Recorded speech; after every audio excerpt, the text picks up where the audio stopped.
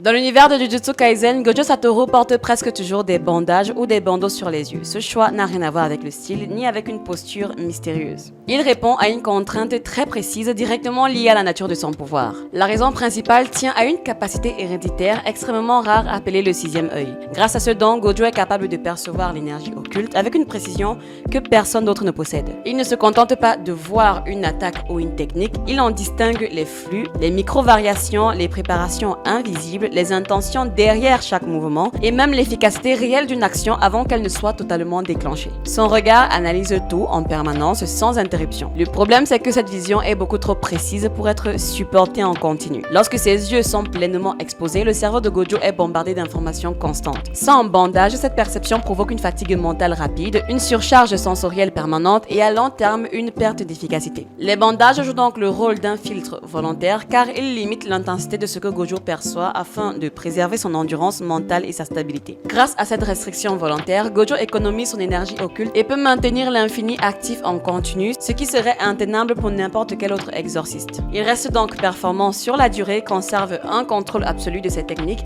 et peut enchaîner les combats sans s'épuiser. En réalité, même bridé, Gojo reste déjà au sommet. Et lorsqu'il retire ses bandages, ce n'est pas une montée progressive, c'est un changement de mode. Avec les bandages, Gojo ne voit pas le monde comme un humain ordinaire. Sa perception repose principalement sur les signatures d'énergie occulte. Les êtres vivants lui apparaissent comme des empreintes lumineuses différenciables par la nature et la couleur de leur énergie. Les formes, les volumes et les mouvements sont donc perçus à travers leur flux énergétique, tandis que le décor physique devient secondaire. Ce type de perception est bien plus fiable que la vue classique, ce qui lui permet de se battre les yeux couverts, d'esquiver sans regarder directement et d'anticiper les attaques invisibles. Les bandages de Gojo ne sont donc pas une faiblesse, ce sont un limiteur, il les porte parce qu'il voit trop, littéralement.